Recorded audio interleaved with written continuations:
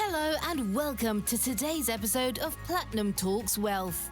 Emmy-nominated journalist Jennifer Rogers Markwell changed gears in her television career when she realized the need to help women make sense of investing. She regularly hosts educational workshops to empower women and others to take charge of their financial future. Now, join your host, Platinum Wealth Management President Jennifer Rogers Markwell, as she leads us into the world of money memories, money infidelities, and how these can mold our relationship with our personal finances as adults. Let's dive into today's episode.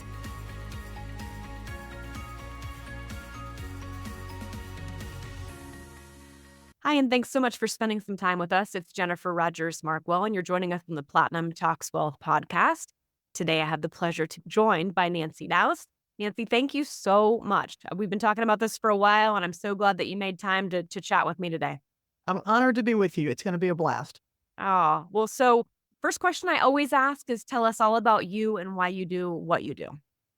Yeah, Jennifer, I'm a financial advisor in Memphis, Tennessee, and have been doing this for a long time. About 25 years ago, I started my own firm, Benchmark Wealth Management, and just, love the business and really thought that I got into the business to be a financial advisor, which was true at the time. Now I think I'm in the people development business. I love really coaching my team and building a culture where everybody can flourish. So I think that's what I'm doing now. And I'm getting into a lot more public speaking and thinking about writing a book. So all that's on the horizon. Nice. Well, you have been tremendous. You have been so lovely with so many other female advisors, being able to help and mentor and just share insights of what your journey's been like. So I thank you for that. Well, thanks. I really want to help anybody I can. And I really struggled with that because I've been in the business for almost 40 years. And early on, I felt like it was just me and the boys, which was fine. But I really was looking for a woman that I felt like I could follow, somebody who could mentor me. And I did have two gals. One was a athletic director who was fantastically helpful, and another was a partner in a law firm who helped a lot. But there weren't any financial advisors. So if I can help and pass the baton, I certainly want to do that. Well, you've inspired me for sure to help the younger, women and generations behind me to keep lifting. So they continue to do it. So we just have this, lifting going on, indefinitely. That's the Yes, goal. absolutely. Well, and to do it the way you're doing it, with integrity, with class, with the long-term play in mind, and it's never about the money. You're not like that. I'm not like that. It's about the people that we get to work with and the clients we get to help. And if money's ever a consideration, then we're probably doing the wrong thing. So you just exemplify that left and right. So it's fun to be on your team. Thank you. Thank you so much. Well, it's interesting because we've seen people in our journeys, and granted, yours is much longer than mine, and I'm learning from you, of course, but it's interesting hearing people when they say, oh, I'm motivated by money, right? Mm. Like that was never, ever a thing for me. And I'd love to get into more about how you got in this industry because your journey is very unique too. I mean, you didn't grow up thinking this is exactly what I want to do. Tell me more about that. Yeah, I think, well, when I went to college, I wanted to major in social work, and I think Dad said something sweet like over my dead body. So I ended up majoring in communications. At that point, I thought I wanted to be a writer, so I started in journalism. And then, how co-eds make decisions. I didn't like the professor, so I changed my major to advertising and got out of school and started working at a savings and loan / bank back in the day. And no, I never wanted to be a financial advisor. I was the kid in college who was getting a cash advance on American Express to pay off Visa, kind of horrible money manager. And and in part because I joke that I grew up financially bipolar because mom paid cash for everything and dad had a new Rolex and a new car every 15 minutes. So, kind of cash and flash. And I think I saw that exemplified. And so that's where my mind went. So there are times when I've been really good with money and times when I haven't. But I got out of college, got into the banking, mostly marketing, and then got a call from let me quote, financial planning group, really an insurance agency. And they said, hey, we want to interview you. So I went out and talked to him for a while. And please note that my mom and dad were both against it. Mom was against it because she didn't trust the guy, and dad was against it because if I got in, to financial planning, I would be selling intangibles. And this is a man who'd been in residential real estate his whole life and felt like it had to be, he had to sell something. He had to be able to see it. Anyway, of course, I went against them and got into the business and, found myself in a very deep waters because I was in an all-male firm again. Nothing wrong with guys. I love guys. But, I'm different. And I felt different a lot. And then I began to take all the tests that you and I have had to pass and failed all of them at least once. The major one, the Series 7, I failed 4 times before I passed it. And then we didn't get into learning disabilities quite the way we do now. And I'm sure I have one. I'm sure I had one then. I do not take standardized tests well. And so it was quite a hurdle to get into the business. But every time I failed a test, I'm like, please, God, redirect me. Let me work anywhere else. And I just felt a calling to this business. And I think on some levels, you almost have to be called because I don't know a harder profession. I really don't. I mean, we have to be an accountant and a psychologist and a physician and a therapist for couples and individuals. And oh yeah, we have to be an economist and all those things. And we have to be able to communicate.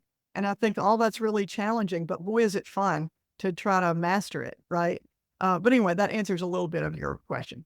Yeah, no, my husband teases. He's like, you're kind of like a psychologist and a bartender and a financial planner and Yeah. all I heard that the bartender. Yeah, you're right. You're right. all the hats, because truly, like, there's definitely a deep psychology behind this. And I didn't know communications was your initial.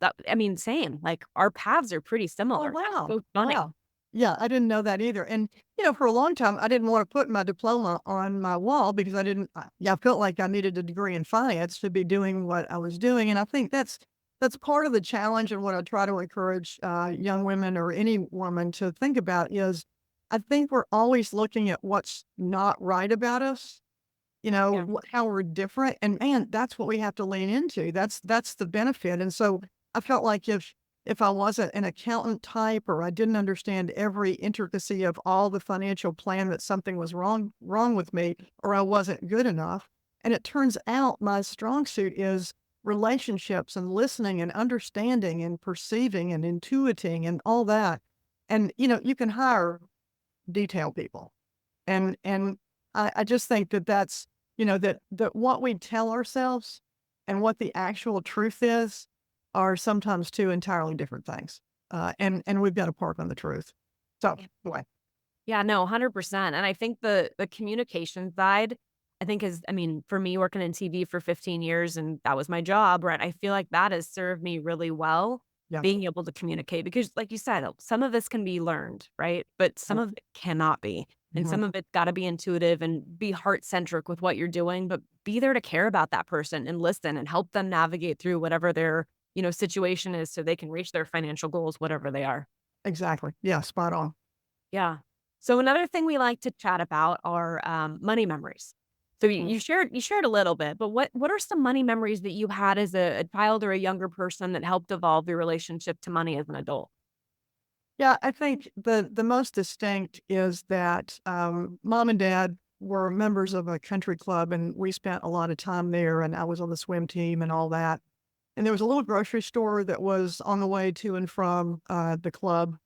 And we would stop there once a week and mom would cash a check for $85. And that's what I saw her spend.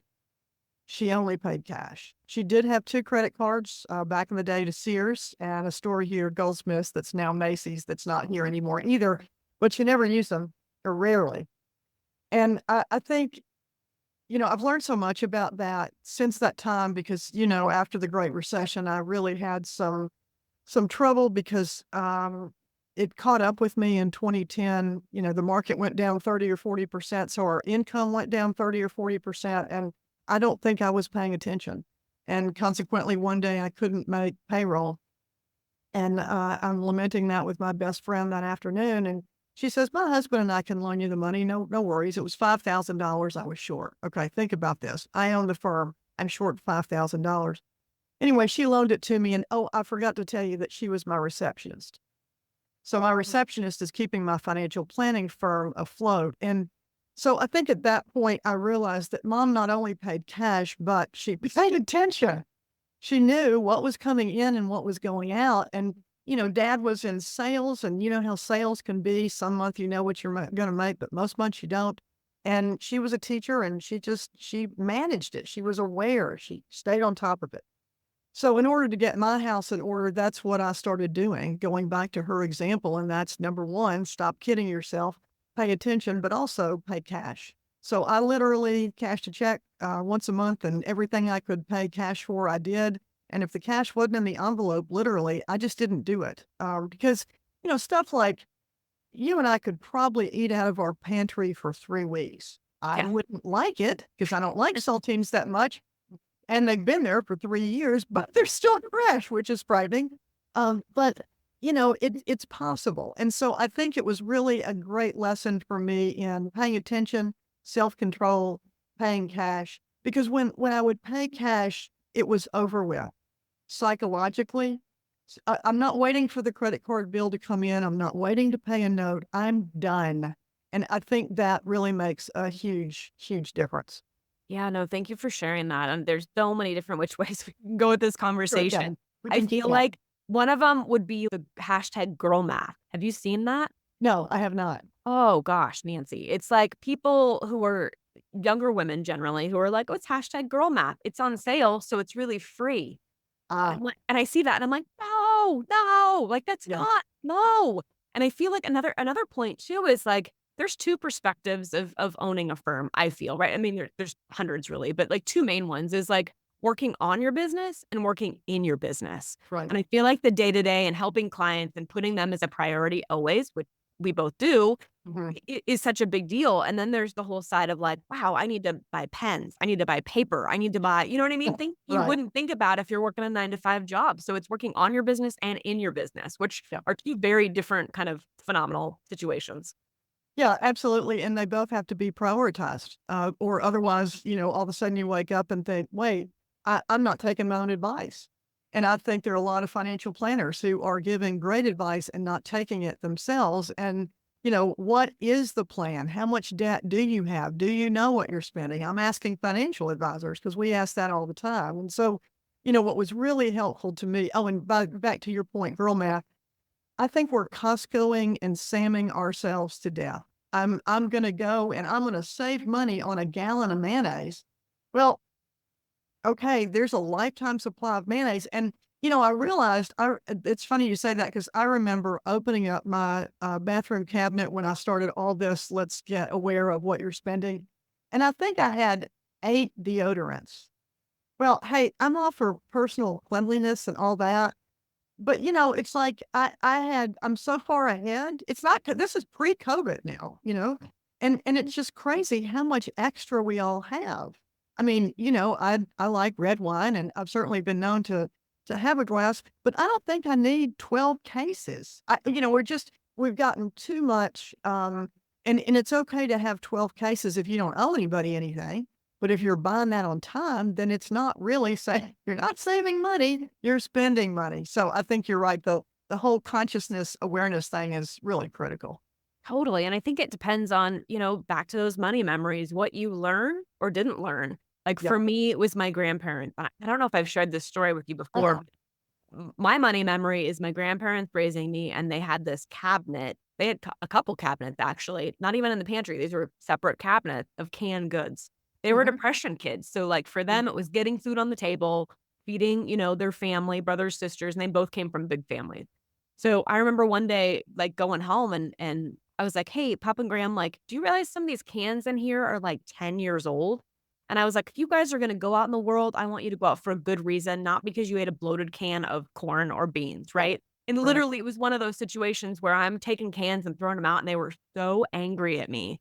And I was like, I will replace every can that I'm throwing away, right? So you have healthy food in there. But Yeah. but I get it. And I find myself having similar things. Like you said, deodorant.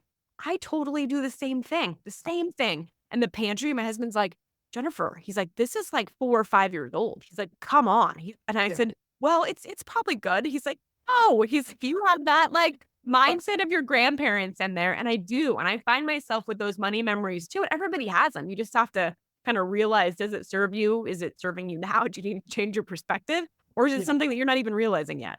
Exactly. And, the fear of every woman is, am I going to be my mother? And let me just answer that question. Yes, you are. And you're going to be your grandparents. And I tell folks all the time, we have two kinds of inheritance, and all we think about are the financial inheritance that we're going to get or we're going to give. But you have an emotional and psychological inheritance. And that's exactly what you're talking about too, that what you've seen acted out, you're going to copy, good or bad. You are listening to the Platinum Talks Wealth Podcast. Hey, it's Jennifer. I wanted to take a quick break to remind you that you are worthy to have a seat at the table when it comes to money and your finances. Both me and my team at Platinum Wealth Management, want to meet you where you are, whether you're starting out, starting over, or have been investing for years. Reach out to us at platinumwealth.net or call us at 775-717-0001. We'd be honored to help. And now, back to the podcast. Because the flip side, and I mentioned this, Dad, when I bought my first house and he was my realtor and it was wonderful, I asked him for a lawnmower, and he actually gave me this Mont Blanc pen. And it's a treasure now, but at the time I'm like, Dad, I'm just going to pluck the blades out one at a time. Dude, what am I supposed to do with this pen? I need a lawnmower. So, Mom was super practical and he was super, let's party. And, I have some of that in me, and you have to keep them not balanced, in harmony, two entirely different things. Because balance means equal. Harmony means, okay, they're getting along okay. And we're not letting one take over the other. I think that's really important. Yeah, that's so true, because I'm guilty of saying, oh, I need to find a better balance. I don't. I need to find a better harmony and having things work together, truly. Yeah, and that's not original. I heard that somewhere, and I thought that makes a lot more sense, because somebody mentioned, and I wish I could call who they were, but when you talk about a work-life balance, that it almost makes work look like it's a negative thing. Work is great. Work is biblical. Work is wonderful. It just needs to be in harmony with your personal life. I just met with one of our advisors who Shannon Acosta. Shannon has 3 children now. So her work-life harmony is really important, and it will not be balanced. Not for a while, not while the puppies are this young, and that's okay. It's okay. But I think sometimes as women, we set ourselves up and we think, oh, well, I can do it all and all of it's going to be perfect, and that's just not reasonable. It's just not reasonable. Yeah, you're juggling so many balls. So actually, one of the gals from my team, she's an advisor on my team. Her name's Cozy. She said it's got to be like harmonious, but it's got to be a lifestyle. Like, this is a lifestyle. And I was like, oh, that's a good one too.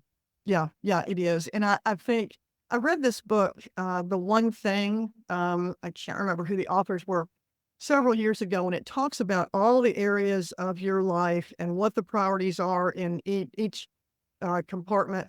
And then it sifts it down, down, down. So there's one thing that you should start doing right now that you're not doing. And for me, again, I'm a woman of faith. For me, it was, I need to get up every morning and be quiet for an hour. Now, during that time, I use it as a prayer and devotional time, but I also map out my day and prioritize my day. And that hour of quiet makes all the difference in the world. And so I think it's also looking at why you're doing what you're doing and what needs to be not drastically changed, but edited, fine-tuned. And I think that's really important. And it's different for everybody. I can't say that everybody's going to benefit for, getting up at 4:30 and having an hour to themselves, but I know I do. And everybody benefits if I do that. And when I don't, you can tell. It's obvious. It's obvious. Well, thank you so much for sharing. Absolutely. Well, lots of good nuggets in that. So another thing we like to chat through are financial infidelities, which is a big, scary, hairy word, right? And I mean different things to different people. What's an infidelity that you've either experienced or that you've witnessed that you think others could learn from? How would you define it? Yeah, you know what's interesting? So that's always one of the questions we ask on the podcast. And I've heard folks who are saying, hey, I'm not being impeccable with myself. I bought a pair of Christian Louboutin heels and I didn't pay my rent, right? Like, not being honest. I've heard folks say, I had a business partner. They weren't upfront. They embezzled. I had a spouse who gambled, didn't tell me about it. I've had people say, oh, I shop at Amazon, which who doesn't, right? But then I had packages and I'm like, well, yeah, that's not brand new. That's had that for a while. So it could be, something definably extreme to that person, but I find that the definition similar, but different for each person. Yeah. And how did you answer it? So I feel like when I was younger, I definitely wasn't impeccable with myself when it came to credit cards. You mentioned that too.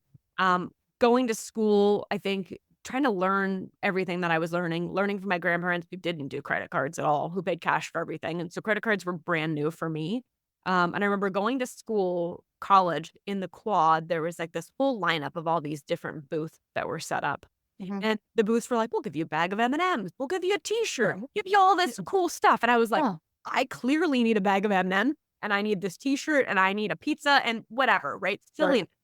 And I ended up with like 15 credit cards. Yeah. And I was in debt and I worked so hard to pay that off, right? Focusing on that. But what a like crazy life lesson. Granted, I learned it and I will share it with the world. So hopefully others don't make the same mistakes that I did. Sure. But at the end of the day, like I wasn't honest with myself with that because it was back to that. It wasn't called hashtag girl math back then, but the same concept. Like, oh, Right. Yeah. I'm paying for school or books or whatever on this credit card, but I'm not paying for it because I don't have to pay it yet. Yes. So it was really not being responsible as much as I should be at a young age, which I Sure. do feel like I hear that story quite a bit too. Yeah, absolutely. And it's funny while you're outlining it, I'm seeing the open area at my college, and you can get a baseball cap, and get in debt for the rest of your life. I think I'd answer it a little differently.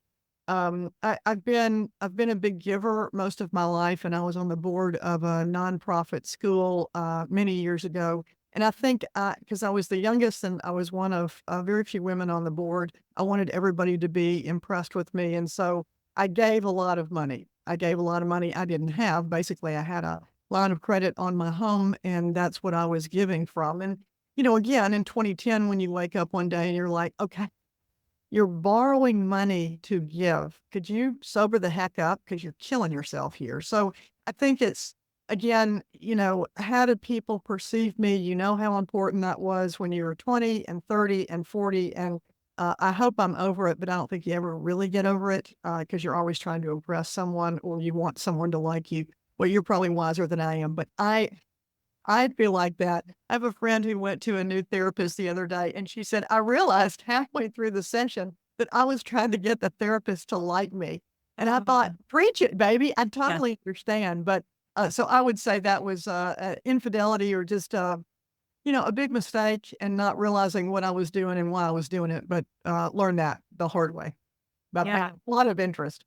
No, thank you for sharing. And I feel like doing both what we both do, right? We hear so many unique stories from clients and people and how they're navigating through. And this is one of those things I feel like that's why the podcast, quite frankly, is people don't talk about this. Like people Right. don't talk about their, mishaps and things that they did wrong. And like, how can we share this and how can we learn from each other? Because I feel like that's a huge opportunity for us to realize that everyone deserves a seat at the table. Everyone deserves to have this conversation and say, hey, no, I am the furthest thing from perfect. Right. But the older I get, the more I want to share and learn from each other and look at my mistakes and learn from them. And hopefully others can too. Absolutely. And I think one of the great things I've joked before that one of the great things we get to do really is keep people's secrets. And I think that's a huge part of being a financial advisor because you're absolutely right. People don't talk about their money. My dad, when I went to college, said, don't talk to anybody about religion, politics, or money. And so I've honored that, but I don't talk to anyone about money. I talk to everyone about money. So I'm trying to keep the faith. But I just think it's, people get embarrassed and humiliated. I mean, even people that, in my opinion, they don't have any debt, they're squared away, they, keep within their budget, but they're concerned about coming to see us because they're not sure if they have enough. So it's always Yeah. something. And again, it goes back to that emotional, psychological inheritance that we got from our parents or whoever raised us and influenced us. And I think it all comes to that. So I think your podcast is a huge ministry to many. It's like, let's talk about this. I mean, with people you trust, obviously. But I do think as financial advisors, we have a big advantage in, I think we get paid to keep people's secrets and ask the right questions so people can talk about it and have a listening audience. I want to piggyback on what you had just said about do I have enough money?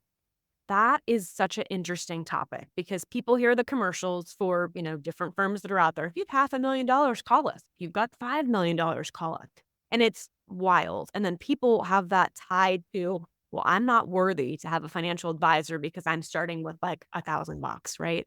That is one thing that lots of things that I appreciate and respect in you, but that's one thing that I really love. And that's one thing that I also do too, right? No minimums. Like, how can we help? How can we serve? And I feel like that is such a rarity. I agree. I agree. Yeah. And I think, before my little failing in 2010, we did have a minimum. And afterwards, I thought, I wouldn't have made our minimum. And I needed help with paying off debt and getting on a budget and figuring out my cash flow plan, et cetera. So that's when we went to, nope, we're going to help anybody and everybody. Now, obviously, the help is a little more limited if you don't have the complications of other clients, but we're not going to hang up on anybody. We're going to help anybody that needs help. And I think that's really important because you have to start somewhere and build. The gals that clean our office asked to meet with me last Friday. They're both Hispanic.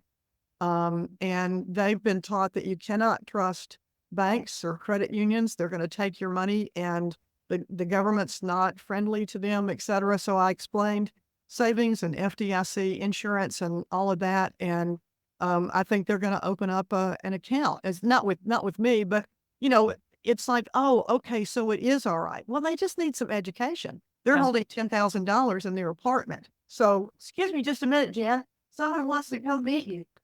Oh, Here's Dot, the leather dog. Dot is our chief rollover specialist and really wants to come in when she wants to come in. Anyway, but I think it's just important to help anybody that needs help. As a result, I know you've seen this in your practice. The more you help people that need help, the more God ushers in folks that have mass quantities of money and trust you with it. So it's really a powerful lesson. it's pretty magical, really. Like, I mean, coming in, doing it heart-centric, and then the folks that are like, hey, I'm just starting out, but let me refer you to my grandparents who had this ridiculous sizable account. And again, it's not like you're doing it for those reasons. It just, it happened. It just happens. Yeah. I think when you're doing the right thing for the right reasons and giving value to others, it's just going to come back to you. Yeah. It's a beautiful way to serve. Beautiful way to serve. Yes, absolutely. So as we start to kind of wrap things up, I always like to ask, what are tips and or tricks that you use money differently, maybe in your own household, that others could learn from that too? Yeah, I always have a lot of cash on hand. It saves me money when you have plumbers and electricians and people like that come. Hey, it's going to be $1,000. Well, what if I give you cash? Oh, okay, then it's going to be 800. So I think I save a lot of money that way. I always have a lot of cash on me because I love to tip people. I'm blessed now to be at a point of financial independence, meaning I'm working because I want to and because I love it. I don't have to. And that's really my goal for everybody that I talk to, friends, family, clients, not retirement, but a point of financial independence, description previously. But so I really like blessing others. It's fun to leave a waitress a $100 tip. It's fun to tape $20 bills to the trash cans for the sanitation workers. It's just fun. So I think my big tip right now is always have plenty of cash on hand. You never know. And then the other one is when I use a credit card, I pay it off every month. We have 2 at the office. I have 1 at the house. When those bills come in, go through every single item and see, did you really charge it? Now Amazon's pesky because it just says Amazon 400 times and you have no idea what it was. But I think again, it just increases the awareness. And what I love again about paying cash is if the envelope for eating out is empty, then I got to do something else. So I'm still applying that, and it's really been meaningful. And if you have dogs like Dot and you get your credit card, it's try not to add up all the vet bills and the grooming and the food and everything else. But she's wonderful. But she's your kid, right? So that doesn't count.